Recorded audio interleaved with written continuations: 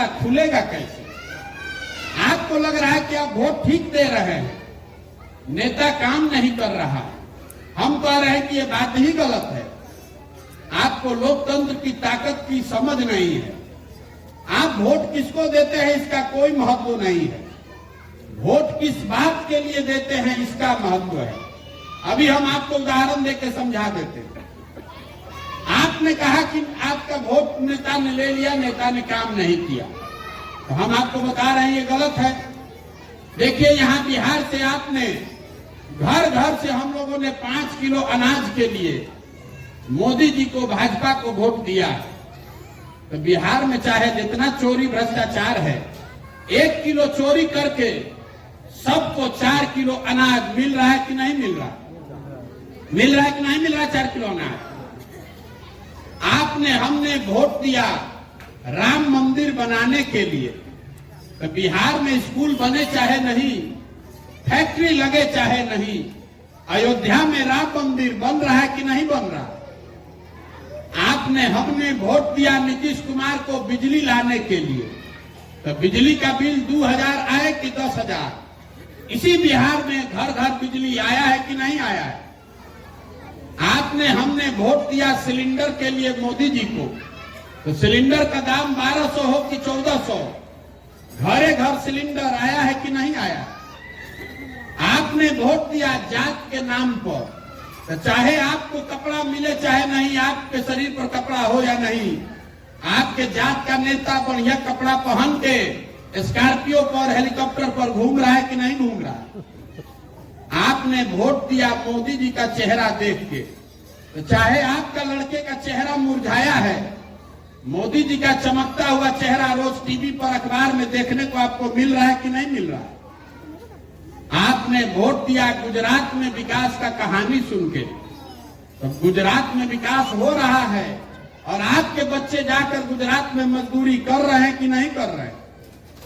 तो किस बात पर आपने वोट दिया है जो काम नहीं हो रहा है? आपने अपने बच्चों के पढ़ाई के लिए वोट नहीं दिया। आपने, आपको जमीन मिले इसके लिए वोट नहीं दिया। आपने यहाँ फैक्ट्री रोजगार लगे इसके लिए वोट नहीं दिया।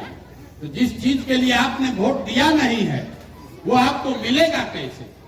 आप बोइएगा बबूल तो आम कहां से खाइएगा? यही बताने चले। हम आपसे वोट नहीं मांगने रहे, आपको हाथ जोड़कर समझाने आए कि वोट जिसको देना है दीजिए, वोट जिसको चाहते हैं उसको दीजिए, लेकिन वोट अपने बच्चों के लिए दीजिए। अगर आप अपने बच्चों की चिंता नहीं कीजिएगा तो दुनिया में कोई नेता, कोई दल आपके बच्चों की चिंता नहीं करेगा। काहे करेगा भाई? देखिए, आपके बच्चे यहाँ रोड पर जो दौड़ रहे हैं, आधा से ज्यादा बच्चों के शरीर पर कपड़ा नहीं। आपके छोटे छोटे बच्चों के पैर में हवाई चप्पल नहीं है, लेकिन आपको अपने बच्चों की चिंता नहीं है। आपके हर घर से आपका जवान सवान, आपका बेटा, आपका पति मजदूरी करने के लिए बाहर गया है। ट्रेन में, बस में भेड़ बकरी की तरह बैठ के यहाँ से जानवर की तरह लोग जा रहा है। 15,000 रुपया के लिए 12-12 घंटा अपना हाड़ गला रहा है कि घरे 6,000 भेजेंगे तो हमारा बाल बच्चा खाएगा। और आपसे पूछ रहे हैं कि वोट क्यों दिए थे? तो आप कह रहे हैं कि गौवा में सब दे रहा था तो हम भी दे दिए।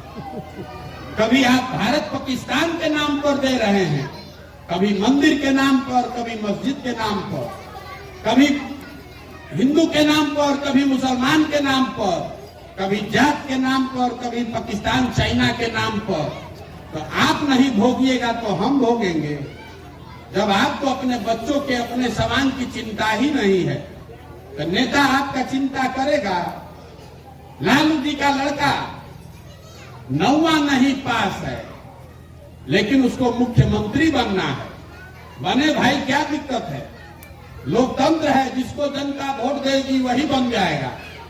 दिक्कत इस बात से नहीं है कि लालू जी का लड़का 10वां नहीं पास है और मुख्यमंत्री बनना चाहता है। दिक्कत इस बात से है कि आपका लड़का BA कर लिया, MA कर लिया उसको चपरासी का भी नौकरी नहीं है और आपको उसका चिंता ही नहीं। आप तो धर्म का झंडा लेकर घूम रहे हैं, आप जात का झंडा लेकर घूम रहे हैं। तो आपका बच्चा भिखार बनकर मजदूर नहीं बनेगा तो क्या बनेगा? यही बताने आए। एक बार आपको हाथ जोड़कर यही समझाने आए। वोट देते समय नेता कहेगा कि देश के लिए वोट दीजिए, कोई कहता है जात के लिए दीजिए, कोई कहता है धर्म के लिए दीजिए। हमारी बात मानिए, एक बार अपने जीवन में वोट अपने बच्चों के लिए दीजिए, अपने बच्चों के लिए वोट दीजिए। और नहीं दीजिएगा तो लिख कर रखिए, कोई दल आ जाए, कोई नेता आ जाए, जिस गरीबी बदहाली में आपका जिंदगी बीता है, आपके बच्चों का भी जिंदगी उसी गरीबी और उसी बदहाली में बीतेगा।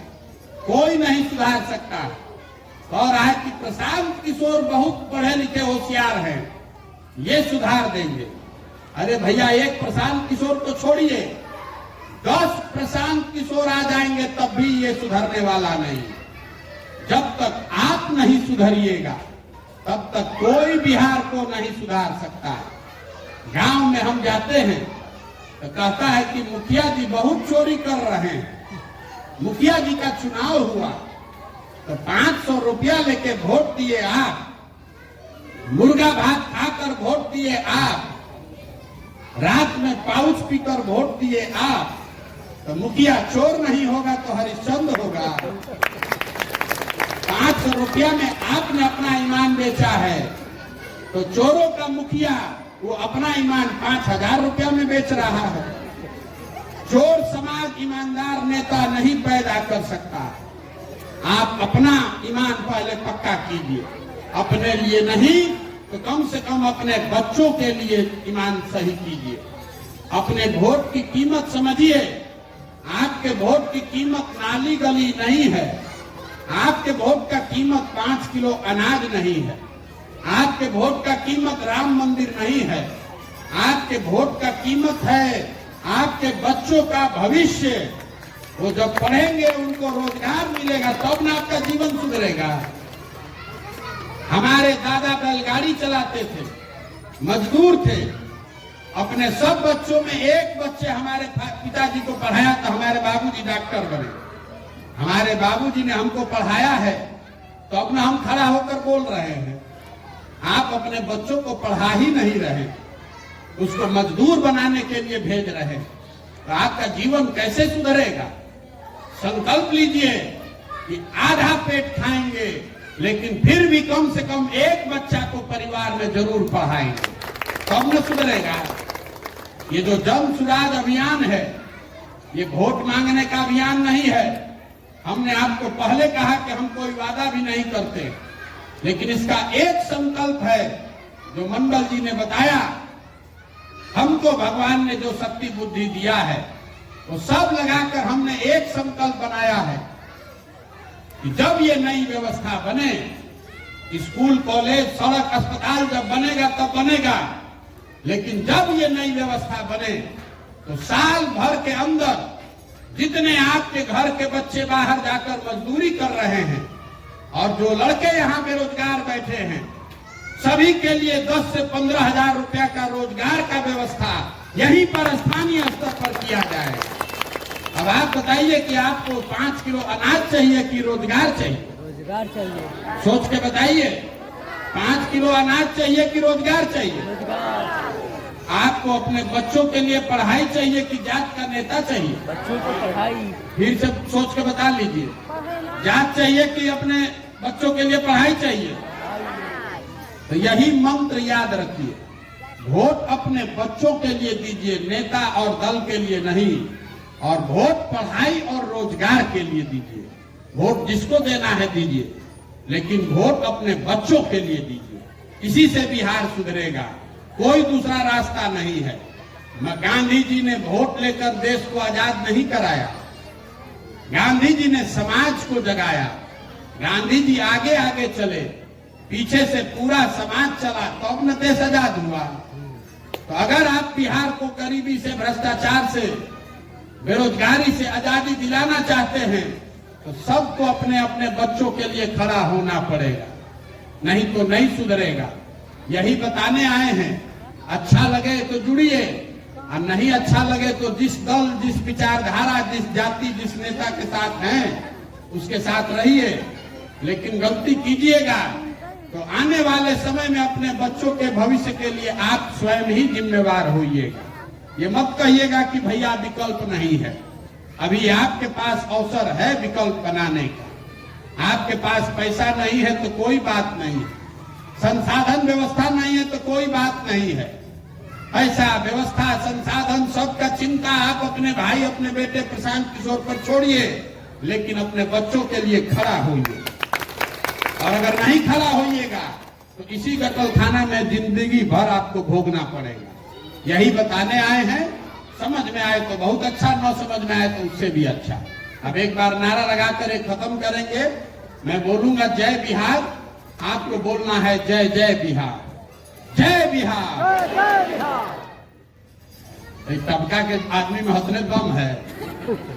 जय बिहार, जय बिहार, जय बिहार। बहुत बहुत धन्यवाद।